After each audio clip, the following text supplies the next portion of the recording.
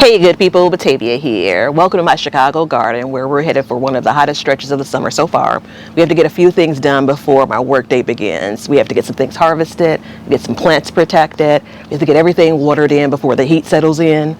Let's dig in. You know it's time to work when I have my garden bandana on. You can see the sun is rising and that's what we're racing against.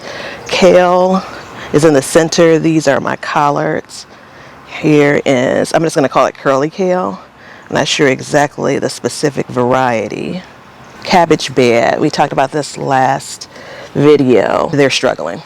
And then we have in this bed that lacinato kale. Take a look at the garden and get the other things picked. But let's do our walk around first. These are the peppers, or the size pepper I should say, that I'm considering harvesting because the plants are so compact, they're not going to get much larger. The peppers aren't, that is. I would normally even wait, although each year I say that I want to harvest more green peppers. I love to wait until they turn whatever their mature color is, yellow or red. So we'll come back for some of these beans. Different variety, but we're going to try to pick some of these earlier. That's always our intention. Prepare yourself for a poop shot in 3, 2, glaze over it. It's in the spade, but this is where all the digging happened. And you can see like clean through to the side of that tomato plant. So I also have some basil planted, some seeds that I did here. And I saw the other day the digging right there. But what I could do is put like this netting. I may even be able to extend it now that I look at the way that I have this netting set up, just across here to make it more difficult. So we'll come back and we'll clean up this. Probably the last thing we'll do before we get ready to go in. The garden gods are looking out for us. I need to get this tied up. We still have overcast, which I didn't know we were expecting. And then a couple of cucumbers. And then for the pickling variety, which is on this side, I want to try to get in here and get, so like this one is ideal. Maybe a tinge smaller is what I was looking for.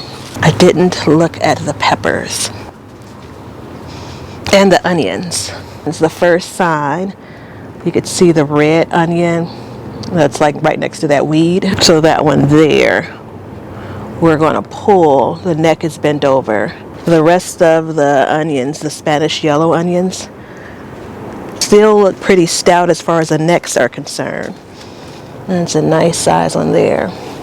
But for my peppers, I think the only thing I'm going to pull out of this bed as far as harvesting is the serranos. And then I may pick like one of these smaller bell peppers since it's so close to the straw. I don't want anything to start eating at it. All right, so we have still some work to do with our tomatoes, which I'm not going to worry about today. I will focus on that perhaps tomorrow or later this evening. Everything looks fine. First, slicer tomatoes forming at the bottom. Everything seems to be in order with our 20-gallon grow bags. Bush beans here. Try to rotate this. It's in not so sunny of a space.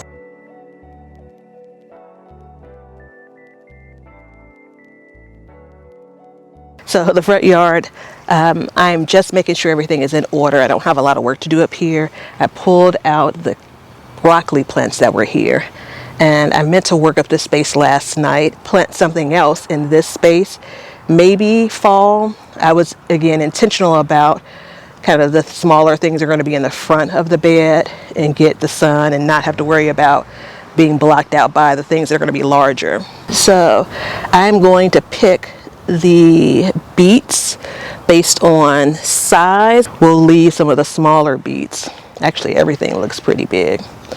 I am daily checking on the squash, and I should say we're checking daily to see if it's pollinating. getting pollinated, like that one didn't. That looks pretty good. And then we haven't got to that stage yet for our melons. But what we did yesterday, well, I'll get to what we did yesterday. I'll have to double check. I think these are two separate longer varieties of cucumbers.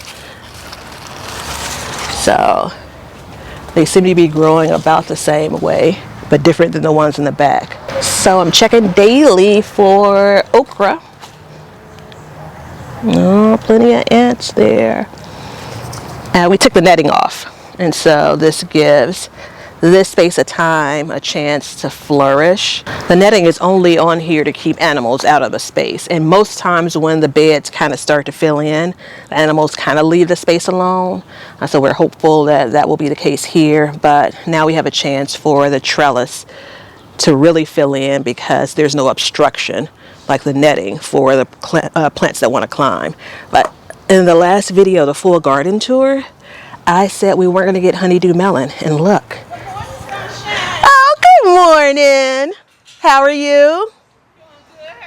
I'm good. See, look, all these clouds, I brought my rays of sunshine here for you. Have a good day. Thank you. So, the honeydew melon, we have a plant that survived. So we have a long way to go, but we're going to be hopeful about this single plant producing honeydew melon. I've had a good honeydew melon from my garden. So that's what I'm chasing here. I'm still so impressed with these beet leaves. All right, so let's double back because everything is looking okay. We're not going to get rain, so I'm going to leave this garlic for a little bit longer. I kind of feel like I can pull it all up, but I don't have anything going in behind it just yet. So maybe over the course of this week, we'll get it pulled out and we'll amend the bed going into next week. So we'll see. This tomato plant doesn't look good. I'm going to prune those leaves. I think maybe I think that's sunburn maybe. We'll keep an eye out on it. Double back and get some things harvested. Every year I use a combination of different things to try to kind of block in the insect netting, but mostly spring clamps, which really do the job. This year I have a couple of pieces of wood that are just laying like on the edge of the insect netting. This will also give me a chance to pull one of the kale pots because it is clearly not doing well. I try to put the spring clamps back where I pull them because generally that kind of sectioning works. Like one of those June bugs free. I had this connected to the PVC pipe, but I don't know what's going on with this one. This is the only plant that is in a container that hasn't been growing. This is exactly how I get distracted. We'll come back to that. That's less important. Sorry to see your problem and not try to resolve it. All right, so greens.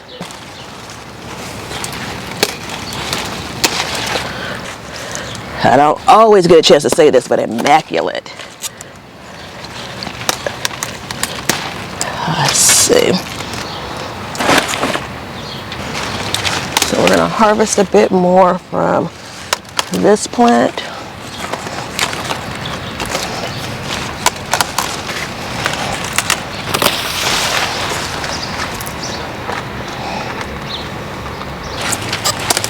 So now I'm kind of just going in blindly. I can't see it, but I know I want these leaves that are outside of the plant. And I can't see it because I can't get in there really well.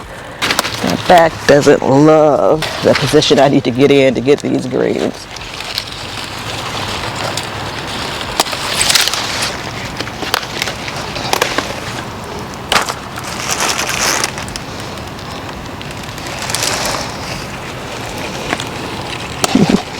I know not the best angle, but this is the best time I could do this because it had overnight to cool off, and plenty of moisture in the leaves. And so, look at that. See it through the sun, that's gorgeous. This is the first sizable harvest. We've already harvested off of these greens once. Kind of feel like I have enough for what I want to do. We'll take just a few of the lower ones.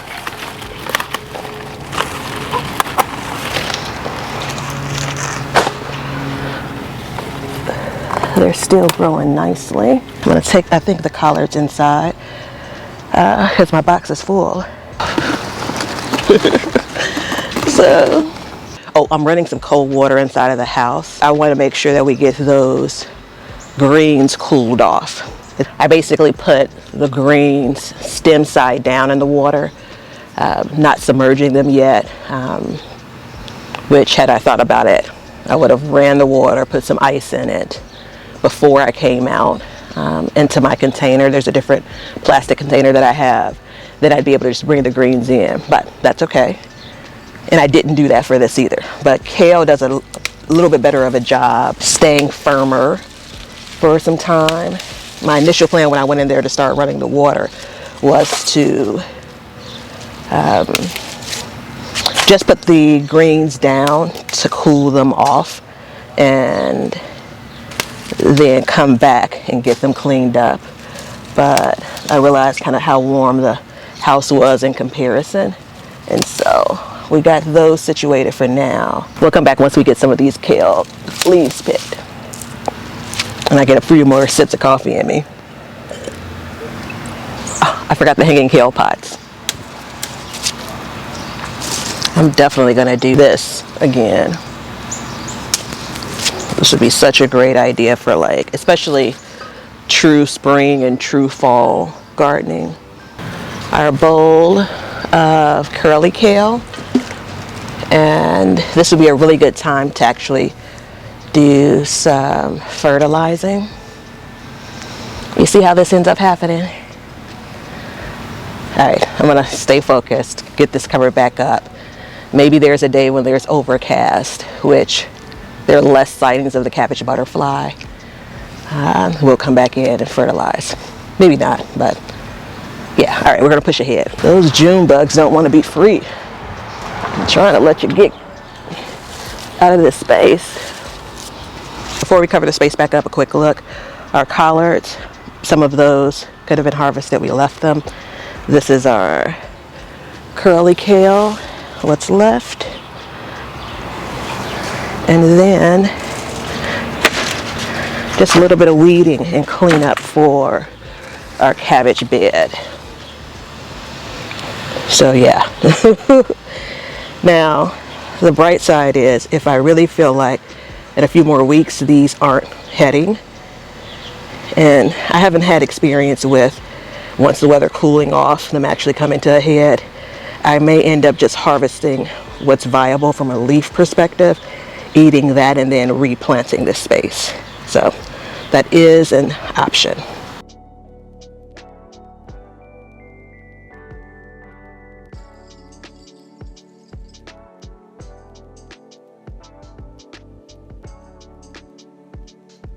All right, so I feel like we have everything sealed back up.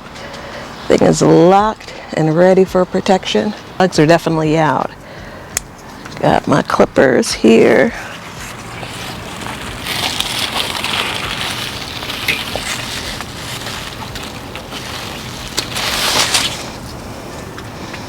We're gonna let the other ones get a little bit larger as far as this variety goes. Uh-oh. All right, we're going to pay closer attention. I already see some of the pickling cucumbers that are bigger than I thought they'd be. And I hear buzzing behind me. So you can easily just twist these out. But at the beginning of the season, I am very good about all of the proper techniques, if you will. So, oh, that's actually perfect. I'm gonna let you grow until tomorrow, maybe. I'm gonna let you grow until tomorrow as well. Get another one. Just even one more will round out a container, like a 16-ounce container for pickles. Actually, let's take a couple of smaller ones, and we're going to do whole pickles for these. We'll start off with that.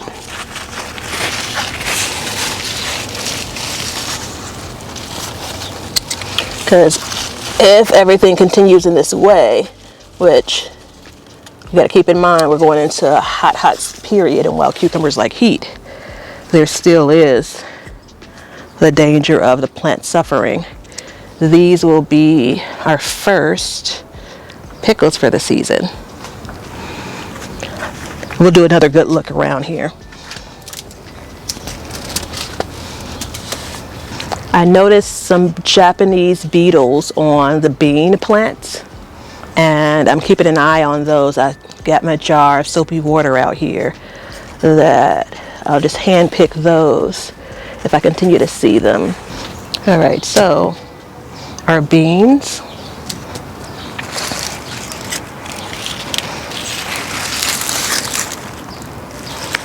Feel like they could put on some more size here. I may have gotten ahead of myself. Just want a few for dinner this evening. Uh-oh. This is one of the reasons why I try to plant a cluster of plants, because this first flush for sure will be, there's some nice beans here. Let them size up a bit. Look at a chair waiting for me.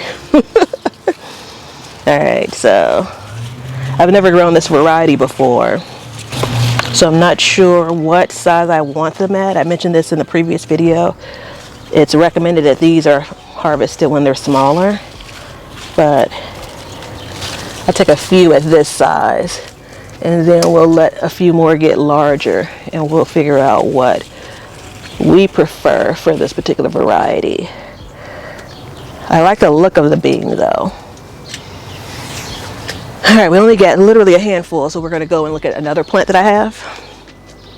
All right, so this is a volunteer bush bean, and it struggled with that first bit of heat. You could see some of the scalding. And do we want to try to keep them separate? I don't know if it even matters to try to keep them separate. We don't have enough to do a proper taste test now anyway. But we'll pull some of these. They're from last year, and who can remember at this point which variety these are volunteering from. One of the things that we work on at the beginning of the season, harvest season, is what to do with these small harvests, right? So you have just a little bit of a number of things, but not a lot of anything.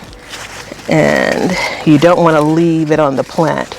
Most of these things you want to get off of the plant so the plant can continue to produce it. Something like beans, if they start to get overgrown, it sends a signal to the plant saying, hey, we're done, and it stops producing. Now we probably officially have a handful of beans, which will be just fine. Get our peppers. What else did we say we had? The onion, basil, I forgot to mention. I should clip some of that. I'm just going to come in and get a couple of these peppers.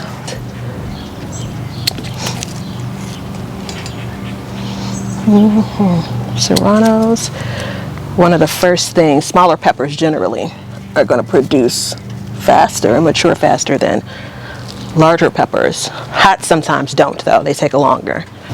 I feel like all I've done this morning is run in and out of the house. There's the sun, and we need to get to watering. For the basil, that center is starting to shoot up, so I'm going to cut right above the split. Take the stem, and then the plant should continue to kind of branch out, and these will continue to grow. And so we'll do that for this one as well, where we can definitely see the beginning of a flower head starting to form. Ah, the smell. All right, so for this one, and I'm going to start off by just putting this in some water once we get indoors. Let's see if we can get, without having to go in on the other side. This is Genovese basil, or maybe there's like an emerald tower. The plants over here, actually all of these plants that we're pulling from are volunteers. It smells like, oh, there you are. It smells like licorice to me. What does basil smell like to y'all? So we talk about gardeners being resourceful. So I don't remember what they're exactly called, but you know, you use these to tie things down like on a truck or something. But I've used this to basically pull out some of those containers that I have sitting on the small crates. And so a little bit of a lip there. We may have to find another home for this as I see it come out, but we'll see. Pulling it out just enough to get inside of there, and then we'll decide what we're gonna do. Okay, so I pulled a couple of weeds over here, and I saw a pretty big space where the netting wasn't connected to the bed, so we may have dodged a cabbage butterfly bullet. We'll keep an eye on the greens and the bed, and we'll try to secure it a bit better when we get done here. So there are 3 plants as far as lacinato kale in here, and we're just going to do quick pulls around the outer bit. The curly kale is soaking in the kitchen.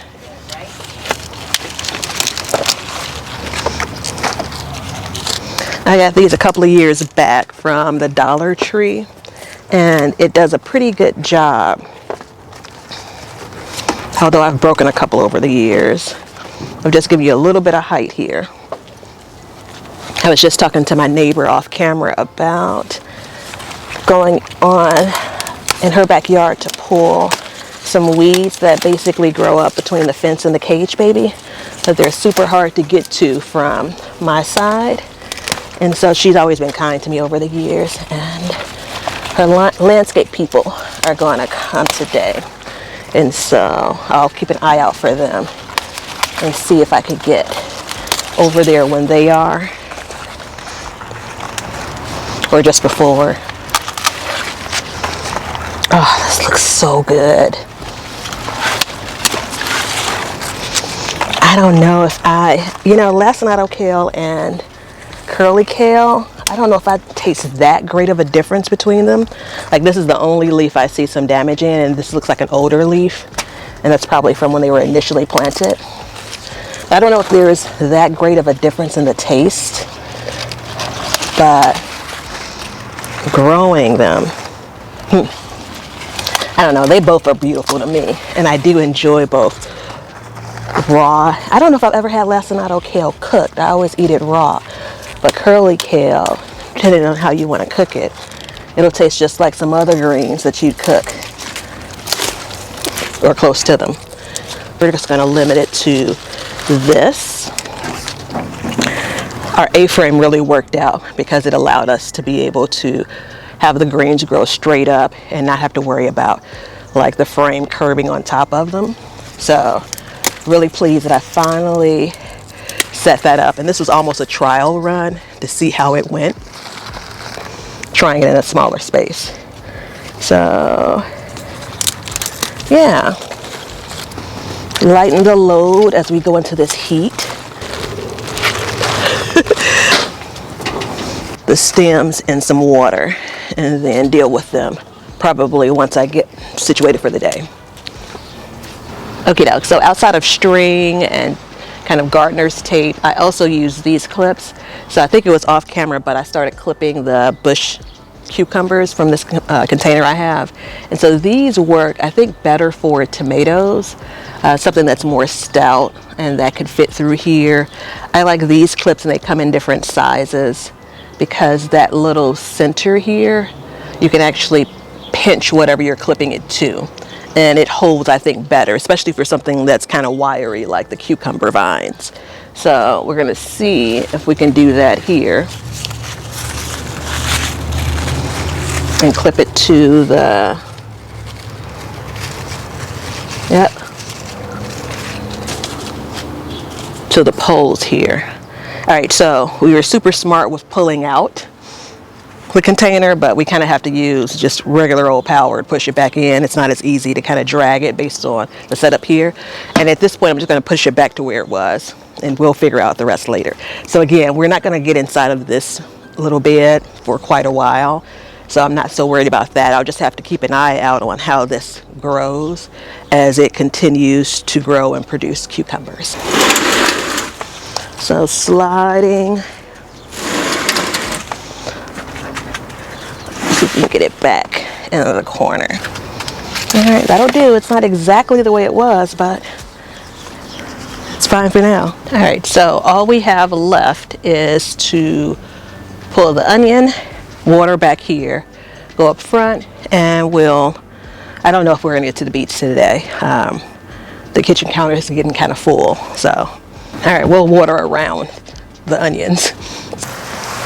We're getting to the point now in the season where I need to reach in and water things. And by the way, if you're new here, you don't know this, but I primarily hand water. And you know, this is where the hefty time is spent in the garden. Basically, again, getting everything watered. And if you're returning, thanks for returning. And if you're new, thanks for joining us. And this is just based on instinct. I am just trying to get things watered deeply, not so much shallowly. You know what I mean?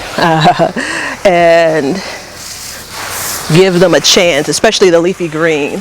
So the front side of, maybe I'll bring you closer. So I was saying the front side is the sweet potatoes, which I, ideally don't want to give the same amount of water that I'm giving the cucumbers. So while today I'll water everything, when I come back in the next couple of days to water the cucumbers again, I'll probably try to avoid watering the sweet potatoes. Although at this point, I don't think they've yet formed any of the sweet potatoes underneath. So it's probably fine. But everything is getting about the same amount of water. Now, one of the challenges with cucumbers is inconsistent watering can lead to bitterness, which I feel like I've had at least once in my garden, maybe 2 seasons ago. So we'll see what comes of the first cucumbers we have picked. I can already see the leaves going a little limp because of the heat and the sun. But generally they'll perk back up and overnight, in the evening overnight, as the temperatures cool down and the sun goes down. I see one of my tumbling Tom plants. Tomatoes are getting some color on them. Looks like it's maybe one of the yellow tumbling Tom plants, cherry-like tomato. Thanks so much for spending some time with me. And as always, if you have any questions or comments, feel free to drop them below. And I look forward to seeing you on the next one.